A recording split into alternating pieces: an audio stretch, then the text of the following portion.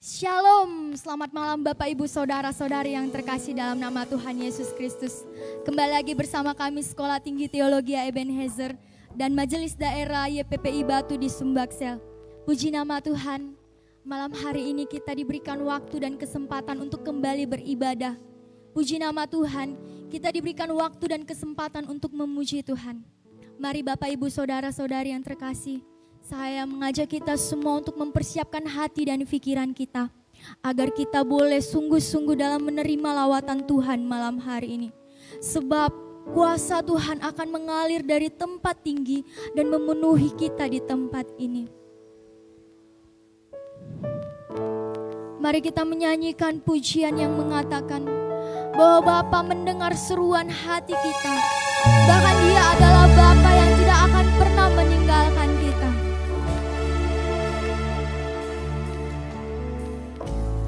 Bapa, Kau mendengar seruan hatiku, tak pernah Kau lepaskan dari kasih-Mu. Lewat lembah kelam, Kau temani aku. Roh-Mu bekerja selalu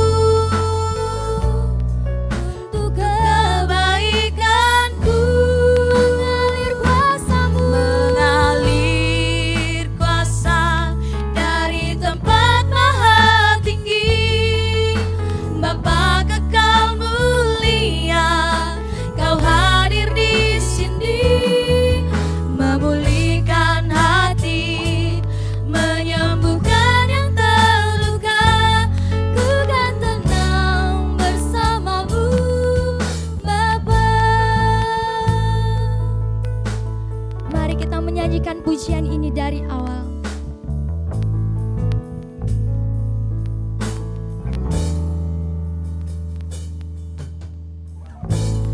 Bapa, Kau mendengar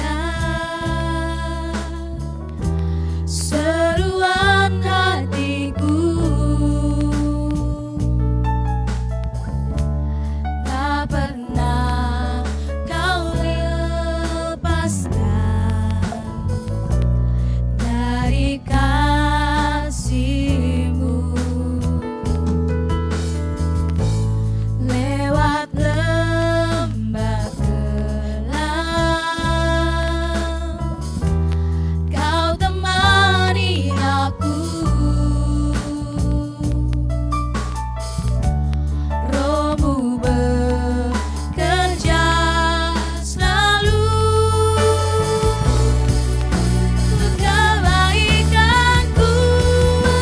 Mengalir kuasa-Mu, mengalir kuasa dari tempat maha tinggi. Bapa kekal mulia, Kau hadir di sini, memulihkan hati, menyembuhkan yang terluka. Ku kan tenang bersama-Mu, Bapa. Mengalir kuasa dari tempat maha tinggi. Bapa kekal mulia, Kau hadir di sini, memulihkan hati, menyembuhkan yang terluka. Ku kan tenang bersama-Mu, Bapa. Ku kan tenang bersama-Mu, Bapa. Kita bersatu di dalam doa. Benar seperti pujian kami ya Bapa, bahwa ketika kami bersama dengan Engkau kami boleh melewati semuanya. Bahkan ketika kami bersama Engkau kami merasa tenang. Maka pada saat ini Tuhan, kami percaya kami sedang bersama-sama dengan Engkau. Kami sedang memuji Engkau, kami akan beribadah. Ibadah kami dari awal, pertengahan hingga akhirnya Tuhan, kami serahkan ke dalam tangan pengasihan Tuhan. Tenang hati kami untuk memuji dan memuliakan Engkau Tuhan, sebab kami telah menyerahkannya ke dalam tangan pengasihan-Mu. Dalam nama Yesus Kristus kami telah berdoa dan mengucap syukur, haleluya, amin. Puji nama Tuhan, Bapak Ibu Saudara-saudari yang terkasih dalam nama Tuhan Yesus Kristus. Malam hari ini kita akan terus bersorak-sorai bagi nama Tuhan. Kita akan meninggikan nama Tuhan. Maka saat ini saya mengajak untuk semua Bapak Ibu bangkit berdiri, sebab kita mau menaikkan pujian. Mari dengan penuh sukacita kita menyanyikan pujian ini. Mari sama-sama kita menyanyikan bahwa Allah telah bangkit. Maka kita boleh bersorak, maka kita boleh bernyanyi sebab Dia telah menyelamatkan kita.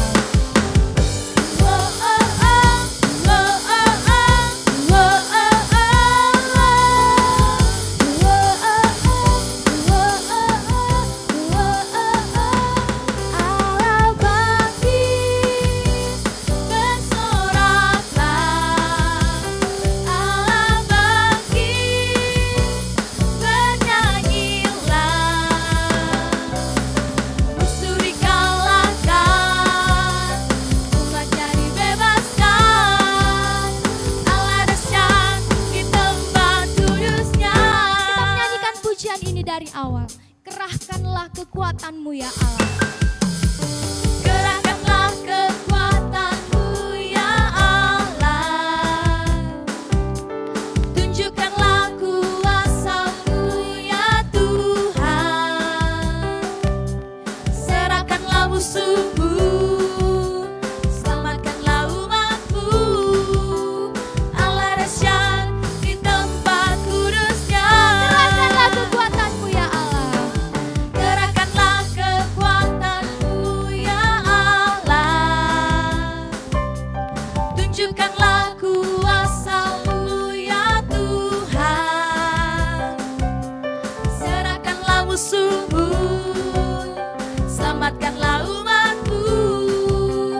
Allah dahsyat di tempat kudus-Nya.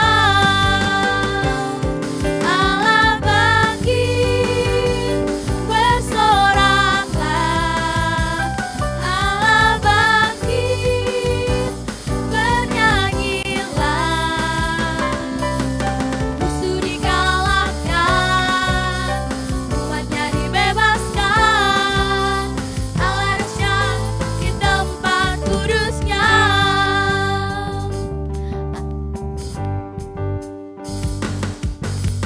Kerahkanlah kekuatan-Mu ya Allah. Tunjukkanlah kuasa-Mu ya Tuhan. Serahkanlah musuh-Mu, selamatkanlah umat-Mu. Allah dahsyat di tempat kudus-Nya. Allah bangkit, bersoraklah. Allah bangkit, bersoraklah. Allah bangkit, bernyanyilah. Musuh dikalahkan, umatnya dibebaskan. Allah dahsyat di tempat kudus-Nya. Allah bangkit, bersoraklah. Allah bangkit, bersoraklah. Allah bangkit, bernyanyilah. Musuh dikalahkan, umatnya dibebaskan. Allah dahsyat di tempat kudus-Nya. Allah dahsyat di tempat kudus-Nya. Allah dahsyat di tempat kudus-Nya.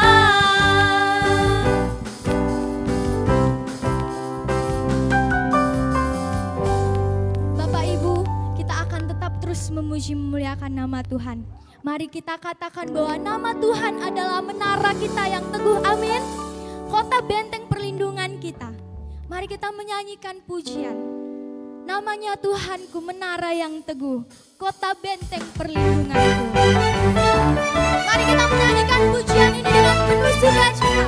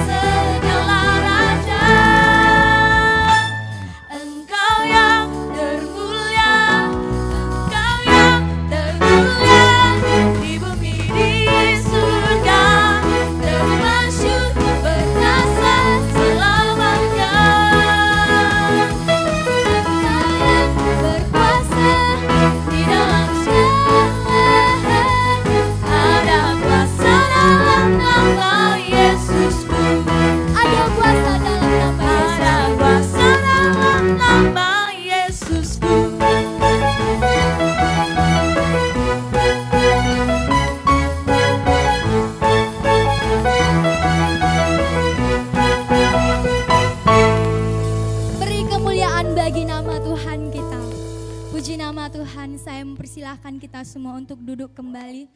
Tiba saatnya pada saat ini kita akan menyembah Tuhan. Kita akan menaikkan setiap seruan kita kepada Tuhan.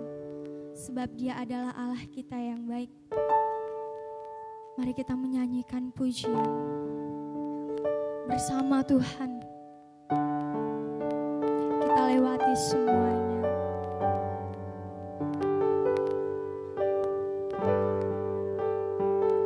Mari sama-sama kita katakan bahwa Tuhan ada di setiap musim kehidupan kita. Tidak pernah Tuhan meninggalkan kita.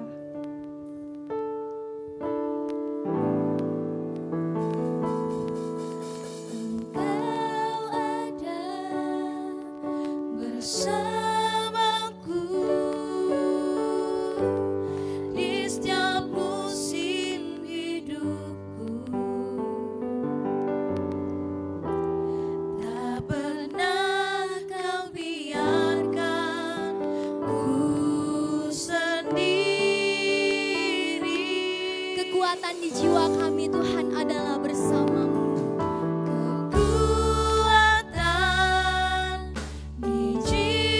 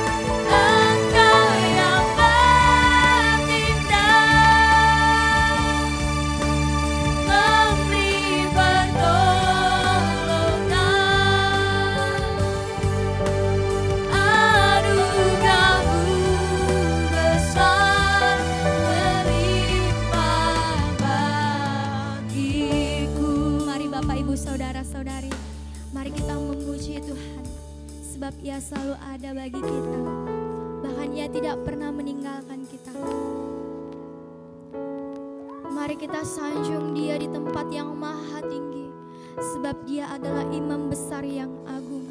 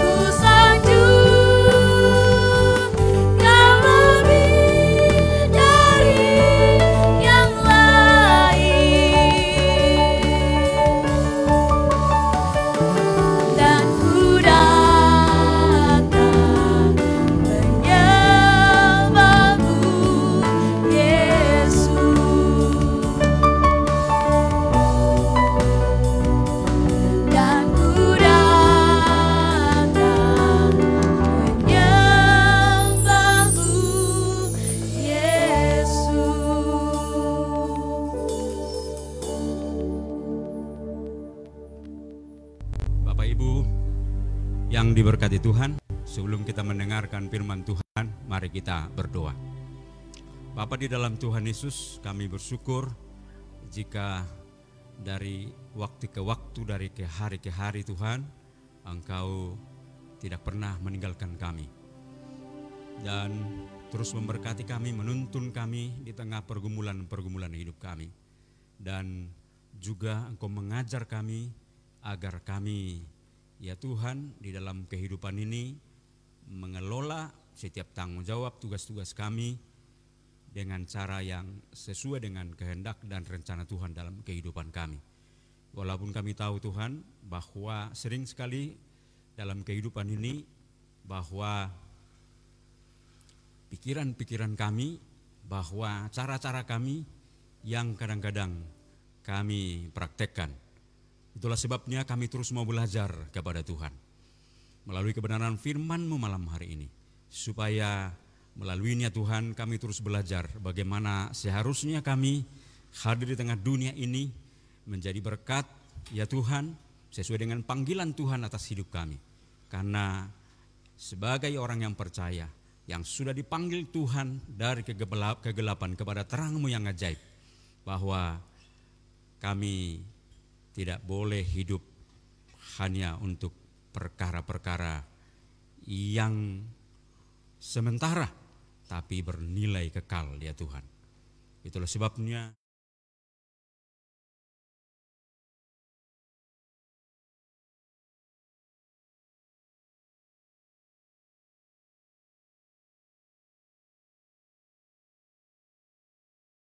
Bapak Ibu yang diberkati Tuhan, sebelum kita mendengarkan firman Tuhan, mari kita berdoa. Bapa di dalam Tuhan Yesus, kami bersyukur jika dari waktu ke waktu, dari ke hari Tuhan, Engkau tidak pernah meninggalkan kami, dan terus memberkati kami, menuntun kami di tengah pergumulan-pergumulan hidup kami. Dan juga Engkau mengajar kami agar kami, ya Tuhan, di dalam kehidupan ini mengelola setiap tanggung jawab tugas-tugas kami dengan cara yang sesuai dengan kehendak dan rencana Tuhan dalam kehidupan kami. Walaupun kami tahu Tuhan bahwa sering sekali dalam kehidupan ini bahwa pikiran-pikiran kami, bahwa cara-cara kami yang kadang-kadang kami praktekkan. Itulah sebabnya kami terus mau belajar kepada Tuhan melalui kebenaran firman-Mu malam hari ini, supaya melaluinya Tuhan kami terus belajar bagaimana seharusnya kami hadir di tengah dunia ini menjadi berkat, ya Tuhan, sesuai dengan panggilan Tuhan atas hidup kami. Karena sebagai orang yang percaya, yang sudah dipanggil Tuhan dari kegelapan kepada terang-Mu yang ajaib, bahwa kami tidak boleh hidup hanya untuk perkara-perkara yang sementara, tapi bernilai kekal, ya Tuhan. Itulah sebabnya kami rindu Tuhan terus mengarahkan, memimpin kami kepada kebenaran dan kehendak-Mu. Karena itu, tolonglah kami sementara merenungkan firman-Mu. Biarlah hati kami, pikiran kami terarah kepadamu, ya Tuhan. Baik kami yang bersama di sini, baik juga Bapak Ibu yang mengikutinya secara online, dimanapun mereka berada. Berkati mereka Tuhan. Biarlah, ya Tuhan, mereka bersama-sama dengan kami akan belajar dari firman Tuhan. Dan berkati kami semua melalui firman-Mu. Tolong Tuhan, tidak ada satu orang pun yang terlewatkan. Semua kami diberkati oleh Tuhan. Terima kasih Tuhan, terima kasih. Inilah kami membuka hati kami kepadamu.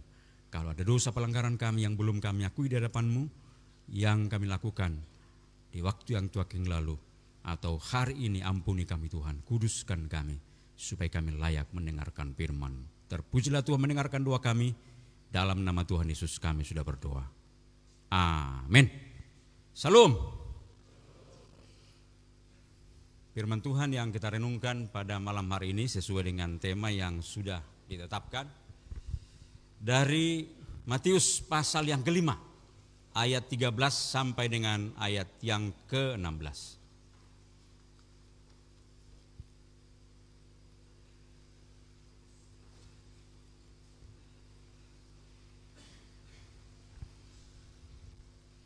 Baik, kita akan membaca bagian ini secara bersama-sama.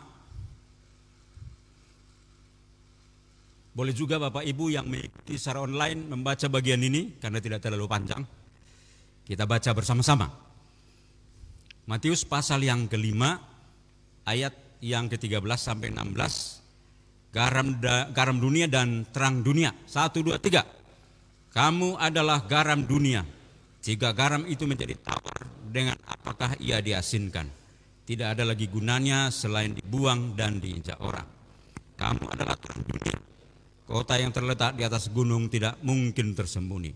Lagi pula orang tidak menyalakan pelita lalu meletakkannya di bawah gantang, melainkan di atas kaki dian, sehingga menerangi semua orang di dalam rumah itu. Demikianlah hendaknya terangmu bercahaya di depan orang, supaya mereka melihat perbuatanmu yang baik dan memuliakan Bapamu yang di surga. Demikian pembacaan firman Tuhan. Temanya adalah garam dan terang dunia. Bapak Ibu dan saudara-saudara yang diberkati Tuhan, barangkali ini teks sudah berkali-kali kita dengarkan. Tapi tidak apa-apa juga lah kita renungkan malam hari ini. Harapan kita bahwa yang kesekian kalinya setelah kita mendengarkan teks ini, maknanya makin lebih jelas, lebih dalam bagi kita. Itu harapan kita. Karena itu mari saya mengajak Bapak Ibu yang mengikuti secara online, meskipun duduknya agak santai, mari kita memberi perhatian secara seksama terhadap perenungan firman Tuhan malam hari ini. Bapak Ibu dan saudara-saudara yang diberkati Tuhan, nas ini atau khotbah ini malam hari ini disampaikan karena dipandang ini penting bagi kita pada saat ini. Karena coba kita lihat sekarang ini bahwa banyak orang Kristen, banyak orang percaya, menurut saya berada pada perlombaan yang salah. Berada pada perlombaan yang keliru. Dan teks ini saya harap akan membuat kita siuman bahwa kita selama ini sudah berlomba pada jalur yang salah. Supaya kita kembali dan berada pada jalur yang benar. Bahwa Bapak Ibu dan saudara-saudara yang diberkati oleh Tuhan, perlombaan yang kita saksikan sekarang ini di tengah gereja Tuhan, sering perlombaan yang bersifat lahiriah. Salah satu contoh misalnya, gereja-gereja di mana-mana berlomba membangun gereja semegah mungkin. Salahkah membangun gereja semegah mungkin? Tidak salah. Tapi menurut saya sebagai orang percaya, sebagai orang yang dipanggil Tuhan menjadi berkat bagi dunia ini, bahwa itu bukan yang menjadi prioritas kita dalam kehidupan kita sebagai orang percaya. Bukan membangun gereja semegah-megahnya. Coba lihat misalnya di gereja-gereja sekarang berlomba-lomba membuat sound system semahal-mahalnya. Ada yang sampai ratusan juta rupiah. Berlomba-lomba untuk membuat semua perangkat di dalam gereja itu sehebat mungkin, semahal mungkin. Dan ini menurut saya adalah perlombaan yang salah. Karena kita dipanggil bukan untuk membangun gereja yang megah, bukan membeli peralatan di dalam ibadah kita yang mahal-mahal, bukan. Gereja menurut saya dipanggil bukan untuk itu. Dan yang ironisnya adalah bahwa kita berlomba-lomba menjadi orang kaya. Berlomba-lomba untuk memperoleh berkat sebanyak-banyaknya. Salahkah itu? Menurut saya memang tidak salah. Tapi kalau itu menjadi prioritas utama, di situ kita berlomba-lomba, menurut saya itu adalah sangat keliru. Dan coba lihat di dalam gereja bahwa kita berlomba-lomba menjadi orang kaya. Terlihat saudara-saudara ketika dalam gereja bahwa orang kaya itu mempunyai tempat khusus di tengah gereja. Kalau datang orang kaya, biasanya kita sangat menaruh hormat. Tapi begitu datang orang miskin, saudara-saudara, maka biasanya orang ini kurang memberi, kurang mendapat perhatian. Tapi kalau orang kaya, biasanya majelisnya kah, pendetanya kah, bahkan jemaat sendiri pun akan memberi penghormatan khusus kepada orang kaya ini. Kenapa? Menurut saya adalah bahwa kita sedang menganggap sekarang orang ini yang hebat, orang ini yang keren, ya kan? Orang ini yang kaya, ini yang keren ini. Mari kita hormati karena dia keren, punya harta yang banyak. Orang miskin itu enggak keren. Tidak heran Bapak Ibu, banyak cerita tentang hal ini. Ada seorang namanya Pak Nasreddin, diundang ke pesta. Pak Nasreddin ini diundang ke pesta. Dan kemudian dia ketika masuk dalam pesta itu, dia coba duduk di depan. Tapi kemudian penerima tamu mengatakan, Pak, jangan di situ Pak. Lalu kemudian, kalau begitu saya di mana? Di belakang Bapak, di belakang. Lalu Pak Nasreddin kemudian dia pergi ke belakang. Tapi dia heran, kenapa ya saya ini, padahal di depan itu masih banyak bangku kosong, kenapa saya nggak diizinkan di situ? Justru saya disuruh di belakang. Lalu kemudian dia perhatikan, dia simak, dia lihat apa penyebabnya sehingga dia disuruh ke belakang. Lalu dia mengambil kesimpulan, sudah saya tahu penyebabnya ini. Lalu kemudian dia keluar dari pesta itu, ruangan pesta itu, dan kemudian dia pulang ke rumahnya karena rumahnya tidak terlalu jauh. Lalu saudara-saudara, dia mengganti pakaiannya yang tadi pakaiannya biasa saja. Dia ganti pakaiannya, pakai jas, pakai dasi, kemudian dia pakai sepatunya yang terbaik. Lalu kemudian begitu dia masuk ruangan pesta, penerima tamu mengatakan, Pak silakan duduk di depan Pak. Silakan, Bapak di sana duduknya, di depan. Nasreddin mengatakan, betul kesimpulan saya, bahwa memang yang membuat saya disuruh ke belakang karena pakaian saya. Kemudian ketika tiba jam makan, lalu kemudian ketika jam makan,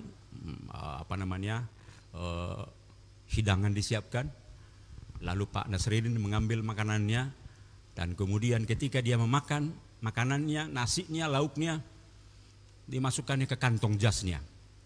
Kantong jasnya satu, lauknya, kantong jas yang kedua, nasinya, sayurnya dimasukkan ke kantong jasnya. Lalu orang di sampingnya tanya, "Loh Pak, kenapa ke jasnya? Kenapa nggak dimakan nasinya?" Lalu Pak Nasreddin menyampaikan bahwa biar Anda tahu, saya ada di sini bukan karena saya. Jas inilah yang membuat saya ada di sini. Sehingga yang layak makan adalah jas saya, bukan saya.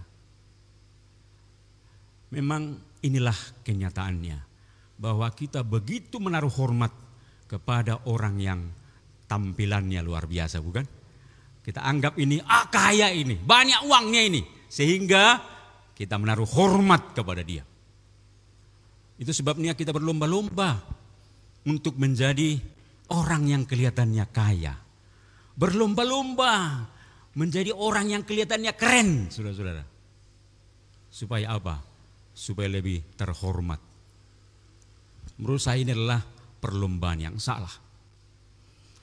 Kalau kita baca bagian ini, Bapak, Ibu, dan saudara-saudara yang diberkati oleh Tuhan, bahwa kita ini mempunyai peranan yang sangat penting di tengah-tengah dunia ini. Bahwa teks ini mengatakan kita punya tanggung jawab yang besar, yang bukan main-main. Kita hadir di dunia ini bukan sekedar punya pekerjaan, punya tanggung jawab, punya keluarga, lalu kemudian makin tua, lalu mati. Tidak cukup sampai di situ. Orang Kristen lebih daripada itu. Bahwa kita hadir di tengah-tengah dunia ini sebagai garam dan terang dunia. Dan Yesus yang mengatakan dengan tegas kalimat ini. Kamu adalah garam dunia. Kamu adalah terang dunia. Dan ketika muncul kalimat ini, Yesus mengatakannya dalam bentuk present. Artinya adalah bahwa kita menjadi garam, kita menjadi terang, bukan sewaktu-waktu, tapi terus-menerus selama kita hidup di dunia ini. Bahwa kita terpanggil untuk menjadi garam dan terang di dalam dunia ini. Ini seharusnya yang menjadi perlombaan kita. Ini seharusnya yang kita kejar, supaya kita terus-menerus menjadi garam dan terang dalam dunia ini. Bukan berlomba-lomba menjadi orang yang punya ini, punya itu. Berlomba-lomba membangun gereja sebangga mungkin, bukan. Tapi berlomba-lomba untuk mempertontonkan, untuk menunjukkan kegaraman saudara, keterangan saudara di tengah-tengah dunia ini. Karena itu malam hari ini saya mengajak kita untuk melihat ini bersama-sama. Supaya kita berada pada perlombaan yang benar. Sebelum kita akan menyimak garam dan terang di sini, saya mengajak kita untuk melihat dua hal penting yang mau kita simak sebelum dijelaskan lebih jauh tentang garam dan terang ini. Hal pertama adalah, menarik sekali dalam bagian ini Yesus mengatakan kamu adalah garam dan terang dunia. Tidak dikatakan kamu adalah emas dunia ini. Kamu adalah berlian dunia ini. Enggak begitu ya. Tapi garam dan terang dunia. Kalau kita lihat garam dan terang, itu saudara-saudara, bahwa garam dan terang itu bukan soal tampilan yang penting. Bukan soal yang ditampilkan yang penting, bukan soal itu ya. Garam dan terang, nggak ada orang bilang garam ini cantik, akan kupakai ini untuk tempat masak, nggak ada. Wah, terang ini cantik, inilah yang saya pakai di rumah saya, nggak ada itu. Pokoknya ada terang, apakah itu karena lilin, apakah senter. Kalau kita lagi dalam gelap, kita langsung ambilnya, tidak pilih-pilih. Karena sama-sama memberikan kepada kita satu situasi yang makin jelas untuk kita lihat dengan bantuan terang itu. Jadi, Bapak Ibu, hal yang perlu kita perhatikan di sini adalah bahwa terang dan garam bukan soal penampilan, bukan soal betapa hebatnya, bukan soal itu. Tapi soal kemanfaatannya, soal fungsinya. Kalau garam dan terang, kalau tidak berfungsi nggak ada gunanya. Garam dan terang menjadi bermanfaat karena dia berfungsi. Menggarami, memberi rasa, melindungi dari pembusukan, dan kemudian terang itu memberikan suatu yang makin jelas ketika ada kegelapan. Jadi kita lihat di sini, garam dan terang bukan soal penampilannya. Begitu ya, bukan ya? Bukan soal kehebatannya. Karena itu saudara-saudara, ketika disebutkan garam dan terang dunia, itu berarti adalah ketika berfungsi sebagai garam, sebagai terang dalam dunia ini, itu bukan soal bahwa orang kaya yang bisa menjadi garam dan terang. Tidak. Hanya pendeta yang bisa menjadi garam dan terang karena dia statusnya tinggi. Bukan. Hanya orang-orang pintar yang bisa menjadi garam dan terang. Tidak. Ini bukan soal pintar, bukan soal kaya, bukan punya jabatan yang tinggi yang bisa menjadi terang. Tidak. Semua kita bisa. Karena ini bukan soal penampilan. Tapi soal fungsi, soal manfaat. Berfungsi enggak kita? Bermanfaat enggak kita? Itu kira-kira ya. Yang kedua, sebelum kita membahasnya lebih jauh. Ketika Yesus mengatakan garam dan terang dunia, itu sesungguhnya Bapak Ibu adalah soal pengaruh. Ya kan? Soal pengaruh. Ketika garam hadir, dia mempengaruhi. Ketika dia larut di dalam suatu cairan, ketika dia melarut di tengah masakan, ketika ada dia di tengah daging, ketika dia dijaga supaya tidak busuk, lekas busuk, maka dia mempengaruhi daging itu sehingga nggak cepat busuk, mempengaruhi makanan sehingga makanan itu yang tadinya tawar sekarang menjadi manis, menjadi asin, nah gitu ya, karena garam bukanlah asin, bukanlah manis ya, tapi menjadi asin, menjadi enak. Jadi ini adalah soal pengaruh. Ketika kita bicara soal garam dan terang, itu adalah soal pengaruh. Sejauh mana kita mempengaruhi. Terang juga begitu. Kalau terang tidak dinyalakan, terang disimpan, tidak ada gunanya. Tapi ketika dia muncul, maka dia mempengaruhi situasi yang gelap tadi di situ menjadi terang. Jadi terang dan garam adalah soal pengaruh. Ya, soal pengaruh. Jadi bukan soal pajangan. Itu sebabnya tadi nggak disebutkan kamu emas dunia ini, kamu intan dunia ini, kamu permata dunia ini. Itu hanya pajangan saja. Tapi ini adalah garam dan terang. Karena kita terpanggil untuk mempengaruhi dunia ini. Mempengaruhi lingkungan kita, mempengaruhi keluarga kita. Mempengaruhi orang-orang di sekitar kita. Karena kita dikatakan garam dan terang dunia ini. Mari kita lihat satu persatu. Sebagai garam sekarang. Bahwa kita, firman Tuhan mengatakan kamu adalah garam dunia. Ketika kita bicara soal garam, karena kita sekarang bicara soal terang dunia, garam dan dunia adalah soal mempengaruhi. Kalau kita lihat Bapak Ibu dan saudara-saudara yang berkati Tuhan, garam itu mempengaruhi lingkungannya adalah karena dia larut, gitu ya.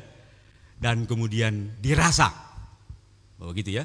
Yang tadinya hambar dengan harinya garam itu menjadi terasa enak. Jadi garam pengaruhnya bisa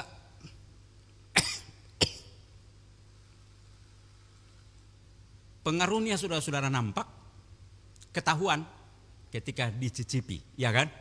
Garam itu dicicipi, garam itu dirasakan. Itu kira-kira. Jadi garam tidak akan tahu pengaruhnya sejauh mana kalau kita tidak cicipi. Katakanlah ibu-ibu di dapur lalu masukkan tadinya makanan menjadi hambar, kemudian dimasukkan garam. Kalau nggak dicicipi itu masakannya, nggak tahu kita berpengaruh nggak garam ini, kan begitu?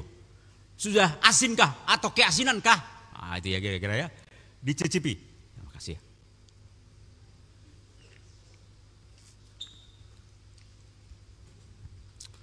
Jadi garam, Bapak Ibu dan saudara-saudara, terasa pengaruhnya melalui dia dilarutkan dan kemudian dirasakan, dicicipi. Bapak Ibu yang diberkati Tuhan, pengaruh kita sebagai orang percaya di tengah-tengah dunia ini adalah dengan kita bersinggungan, bersentuhan dengan orang-orang di sekitar kita. Itu dulu. Jadi kita larut di tengah-tengah mereka, ada di tengah-tengah mereka.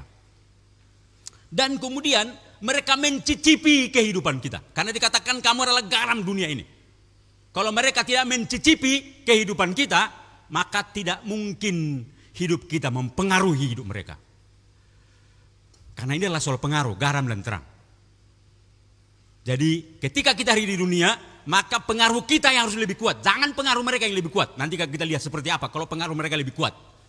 Dalam dunia ini saudara-saudara, Bapak Ibu yang diberkati Tuhan, bahwa kita dipanggil untuk mempengaruhi mereka. Dengan cara apa? Mereka mencicipi hidup kita. Bagaimana mereka mencicipi hidup kita? Melalui apa? Menurut saya Bapak Ibu dan saudara-saudara diberkati oleh Tuhan, lewat kata-kata kita. Kata-kata kita lah yang menggarami hidup mereka. Itulah sebabnya sebagai orang percaya bahwa kata-kata kita itu, kalimat-kalimat kita itu adalah kalimat-kalimat yang membangun.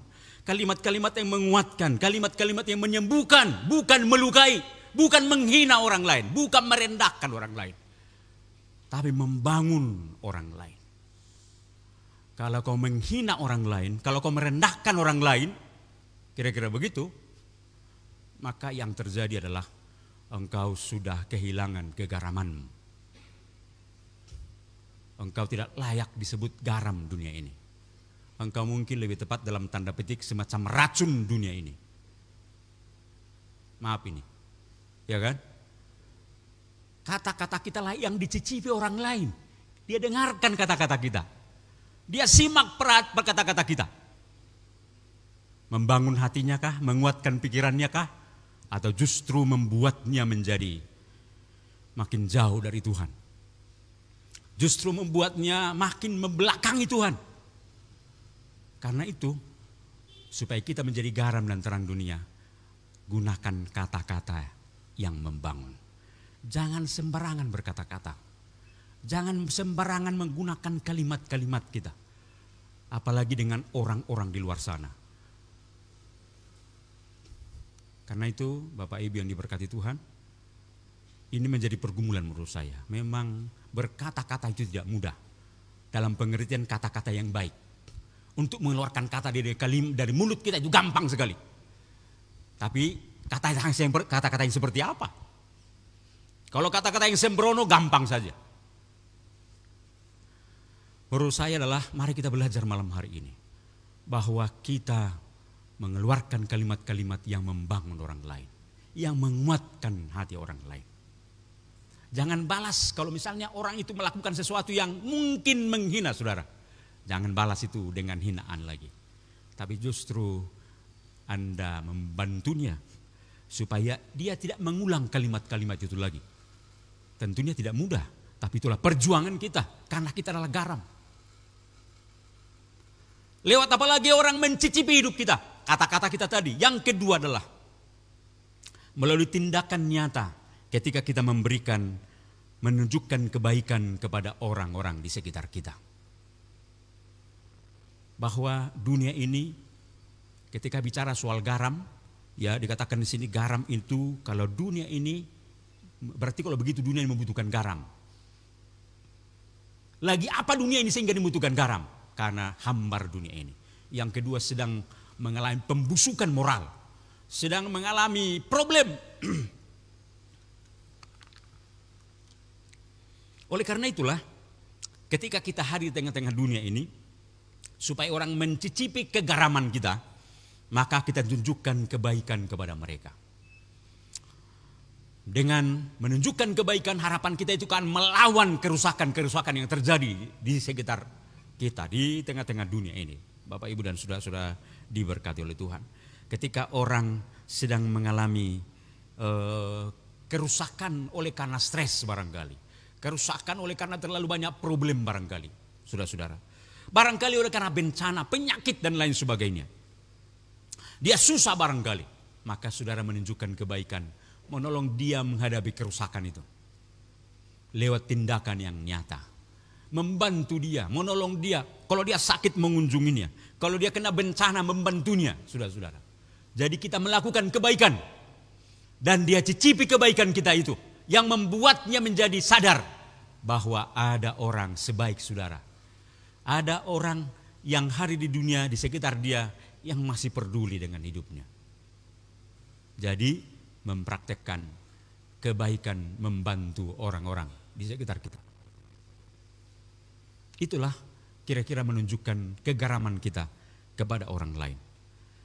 Bapak Ibu yang diberkati oleh Tuhan, tapi hati-hati. Firman Tuhan mengatakan, jika garam itu menjadi tawar. Garam itu rupanya bisa menjadi tawar. Memang garam zaman dahulu begitu ya. Saya tidak akan banyak bahas soal itu. Tapi saya mengajak kita bahwa kegaraman kita pun bisa tawar. Kok bisa tawar? Kalau kita, saudara-saudara, ikut-ikutan dengan pola dunia yang menggunakan kalimat-kalimatnya untuk menghancurkan orang lain. Maka kita menjadi tawar. Ketika kita tidak ada tindakan nyata, tidak ada di dalam hati kita kerinduan untuk membantu orang lain, menunjukkan kebaikan-kebaikan, tapi justru pembalasan-pembalasan yang kita lakukan, maka kita kehilangan kegaraman kita. Artinya dunia ini lebih mempengaruhi kita, bukan kita yang mempengaruhi dunia ini. Bisakah terjadi orang Kristen menjadi hambar? Bisa. Bisa, saudara-saudara. Kalau dunia ini saudara izinkan mempengaruhi pikiran, mempengaruhi hatimu. Kalau pola dunia ini menjadi, kita ganti menjadi pola kita. Orang di sana menggunakan kalimat-kalimat caci maki, kita juga melakukan itu. Kita tiru cara mereka, maka itu kegaraman kita menjadi tawar. Yang selanjutnya, terang. Terang, kalau kita lihat Bapak Ibu dan saudara-saudara, terang itu mempengaruhi kita ketika kita melihat, ya kan? Kalau garam tidak melihat kan, garam itu kita lihat begini, nggak terasa kita itu asin atau tidak. Dan kemudian kalau terang kita cicipi kan tidak bisa. Gimana mencicipi garam? Ya gitu kira-kira ya. Lalu kita ini lampu-lampu ini kita julurkan lidah kita. Wah ini terangnya mantap juga, ini nggak ada. Terang itu mempengaruhi kita oleh karena kita melihatnya, ya kan, lewat mata kita, saudara-saudara. Jadi kalau disebutkan kamu adalah terang dunia ini, itu berarti adalah bahwa orang di sekitar kita dipengaruhi oleh hidup kita oleh karena mereka melihat. Oleh karena mereka melihat hidup kita. Apa yang dilihat mereka dalam hidup kita? Bahwa orang-orang di sekitar kita, ya, di mana saja kita berada, apakah saudara di kampung, apakah saudara di pasar, apakah saudara di mana saja, bahwa manusia itu adalah pembaca-pembaca yang mahir untuk melihat hidup manusia itu. Mereka melihat hidup kita. Itu kira-kira ya.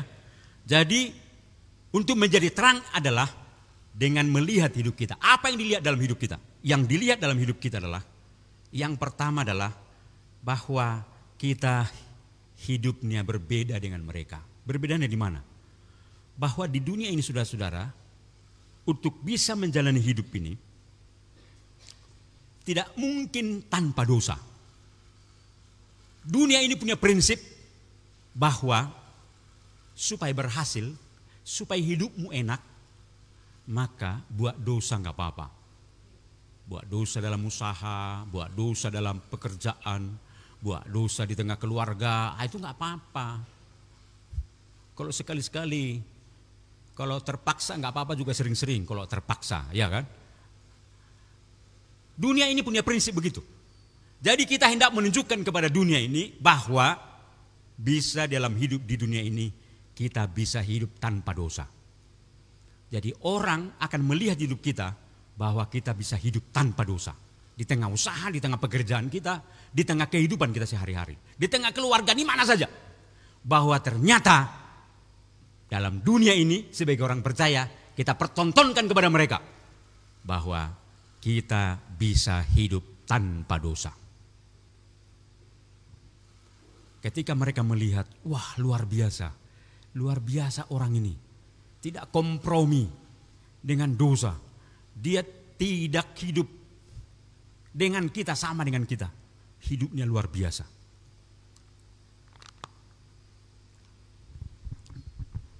Saudara-saudara yang diberkati oleh Tuhan. Jadi itu yang pertama, bahwa kita mempertontonkan hidup yang berbeda. Hidup yang berbeda itu apa? Bahwa kita tidak hidup dalam dosa seperti mereka dalam perjalanan hidup mereka.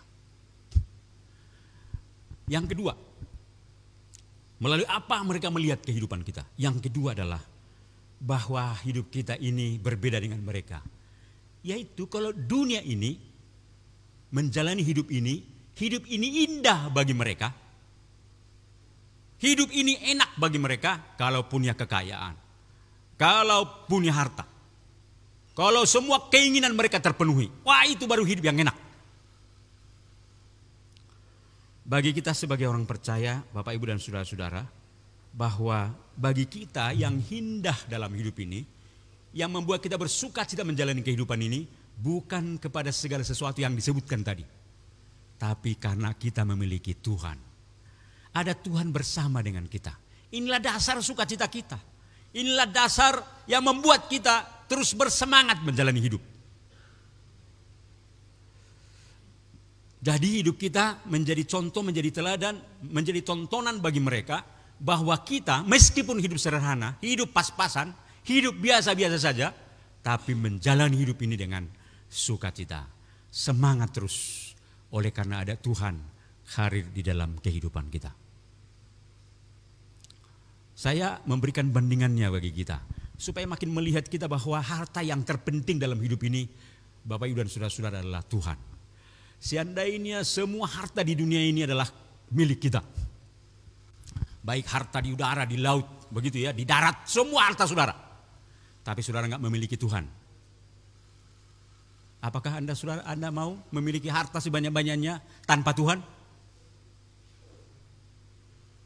Saya kira semua akan berkata, gak ada gunanya hidup tanpa Tuhan. Mungkin saudara berkata, kalau boleh dua-duanya, harta dan Tuhan juga, supaya komplit, begitu ya. Persoalannya saudara-saudara, kalau kita sudah ikut Tuhan, yang mengatur hidup kita itu bukan kita, tapi Tuhan. Sudah ada porsi-porsi tertentu yang Tuhan berikan bagi kita dalam hidup ini. Jadi kalau kita diberikan Tuhan, tanggung jawab. Kalau Tuhan berikan kita kaya, ayo bersyukur. Kalau hidup kita pas-pasan, bersyukurlah. Yang penting apanya? Yang penting ada Tuhan dalam hidup kita. Mau hidup kita pas-pasan, mau hidup kita biasa-biasa saja, mau hidup kita kaya, yang utama itu bukan itu. Yang utama itu adalah ada Tuhan hadir dalam kehidupan kita. Itulah dasar sukacita kita. Itulah yang hendak kita pertontonkan kepada dunia ini. Supaya mereka melihat bahwa prinsip hidup mereka yang mengatakan kekayaan segala-galanya. Bukan. Tuhan segala-galanya dalam hidup ini. Dengan begitu saudara-saudara, kita menjadi terang bagi mereka. Kita tunjukkan itu lewat kehidupan kita. Kita tunjukkan lewat interaksi kita dengan orang-orang di sekitar kita. Bahwa kita ini selalu bersukacita. Selalu bersemangat menjalani hidup ini. Meskipun hidupnya biasa-biasa saja. Meskipun tidak terlalu beruntung dalam ukuran dunia ini. Sehingga orang itu akan berkata, orang ini hebat kali, hidupnya pas-pasan, tapi selalu senang, selalu bersuka cita menjalani hidup ini. Apa sih rahasianya? Kira-kira begitu ya. Bapak Ibu yang diberkati oleh Tuhan, ketika kita hidup berbeda dengan mereka, maka itulah terang yang mereka lihat di dalam dan melalui kehidupan kita. Dan bahayanya dalam hal ini adalah bahwa kalau terang tadi itu, kalau garam tadi adalah bisa menjadi tawar. Tapi terang tadi itu, masalahnya itu adalah ketika kita menyembunyikannya, menyembunyikan identitas kita. Bahwa kita adalah bukan orang yang kompromi dengan dosa. Yang kedua adalah bahwa kita hendak menunjukkan ada Tuhan hari dalam kehidupan kita. Bisakah begitu orang Kristen menyembunyikan itu? Bisa. Itu bahayanya. Tapi firman Tuhan mengatakan kepada kita di sini, jangan menyembunyikan terangmu. Jangan menyembunyikan identitasmu sebagai orang yang dipanggil Tuhan menjadi terang di tengah-tengah dunia ini. Untuk menerangi orang-orang di sekitar kita. Karena itu malam hari ini saya berkata kepada kita bahwa marilah kita menjaga kegaraman kita. Marilah kita menjaga terang kita di tengah-tengah dunia ini. Supaya kita tidak percuma saja dipanggil oleh Tuhan, diselamatkan oleh Tuhan. Sehingga dengan demikian hidup kita menjadi berkat bagi orang-orang di sekitar kita. Amin, mari kita berdoa. Bapa di dalam Tuhan Yesus, terima kasih untuk firman-Mu yang mengingatkan kami bahwa peranan kami penting di tengah-tengah dunia ini. Menjadi garam dan terang ya Tuhan. Tidak mudah kami tahu bahwa ini adalah fungsi yang luar biasa berat ya Tuhan. Tapi itulah bagian yang sudah Tuhan tentukan bagi kami. Tolong kami supaya kami ya Tuhan memperhatikan secara seksama firman Tuhan ini dan meresapkan ini dalam kehidupan kami. Supaya kami menjaga kegaraman kami, supaya kami menjaga terang kami, sehingga kami menjadi berkat bagi orang-orang di sekitar kami. Kehidupan kami yang berbeda dengan orang-orang dunia ini. Tolong Tuhan supaya kegaraman kami menjadi tawar. Tolong kami supaya terang kami tidak kami sembunyikan. Tapi kami terus tunjukkan identitas kami, orang-orang di sekitar kami ya Tuhan. Terima kasih Tuhan, inilah kami. Kami rindu ya Tuhan bahwa firman-Mu sungguh menolong kami mengambil tekad bersama malam hari ini. Hendak membuat hidup kami, mendorong hidup kami menjadi garam dan terang di tengah-tengah dimanapun kami berada. Terpujilah Tuhan yang memberkati kami, yang menolong kami memahami firman malam hari ini. Dalam nama Tuhan Yesus kami sudah berdoa. Amin. Shalom pemirsa dimanapun Anda berada. Terima kasih kebersamaan pada malam hari ini di acara Saturday Night Service. Terima kasih kepada Bapak Pendeta Rustam yang sudah menyampaikan firman Tuhan pada malam hari ini dan seluruh kru kita yang bertugas. Terima kasih kebersamaan dan kami yakin kita semua diberkati pada malam hari ini. Kiranya semua acara dan tayangan kami menjadi berkat dan inspirasi buat saudara. Mari kita menutup acara ini dalam doa. Mari kita berdoa. Bapa, terima kasih firman-Mu yang sangat indah sekali karena Engkau memberikan fungsi pada kami yang luar biasa untuk memberikan pengaruh pada dunia ini. Dunia yang masuk dalam proses pembusukan. Terima kasih Engkau memberikan fungsi terang bagi kami. Terima kasih Tuhan. Kami sangat bersyukur untuk semua itu. Pada kesempatan ini kami mau berdoa untuk bangsa dan negara kami. Kami memohonkan berkat untuk bangsa kami. Untuk pemimpin supaya kiranya mereka bisa memimpin dengan bijak dan arif. Untuk mengentaskan kemiskinan dari bangsa kami. Dari rakyat di Indonesia ini. Dan juga menyelesaikan persoalan COVID. Terima kasih Tuhan. Malam ini kami juga berdoa untuk yayasan kami. Tuhan Engkau memberkati baik di pusat, di berbagai tempat, di daerah-daerah, di perwakilan-perwakilan. Tuhan Engkau berkati pembina, penasehat, pengurus Tuhan, pengurus dan pengawas. Tuhan Engkau berkati. Kami juga memohon berkat Tuhan untuk sekolah-sekolah teologi kami baik di Institut Injil Indonesia, di STT-AT, di tempat ini. Tuhan Engkau berkati para pemimpin, para dosen. Engkau berkati mereka semua. Dan tentunya orang-orang yang mendukung pekerjaan Tuhan di tempat ini. Bapa mohon kiranya memberkati mereka, melimpahkan kasih setia-Mu bagi mereka. Yang berdoa untuk pekerjaan Tuhan di tempat ini, Tuhan Engkau berkati mereka. Dan ketika kiranya Engkau memberkati mereka, biarlah mereka terus senantiasa mengucap syukur kepadamu. Dan jikalau ada di antara mereka yang sedang bergumul, sedang sakit, sedang mengalami masalah, usaha, anak-anak, rumah tangga mereka, mari Tuhan Engkau menolong mereka. Terima kasih Tuhan. Para alumni kami dimanapun berada, Tuhan berkati. Terima kasih untuk sejumlah mahasiswa yang telah Tuhan hantarkan ke tempat ini. Para mahasiswa baru, doa kami mereka benar-benar memahami dan meyakini panggilan itu. Terima kasih Bapa, kami sangat bersyukur kepadamu. Kami memuji Engkau, Allah kami yang hidup. Di dalam nama Tuhan Yesus kami naikkan doa ini. Dan kami memohonkan berkat untuk saudara-saudara semua. Karena biarlah kasih daripada Allah, anugerah dari Tuhan Yesus Kristus, serta persekutuan dengan Roh Kudus menjadi bagianmu dari sekarang sampai selama-lamanya. Amin.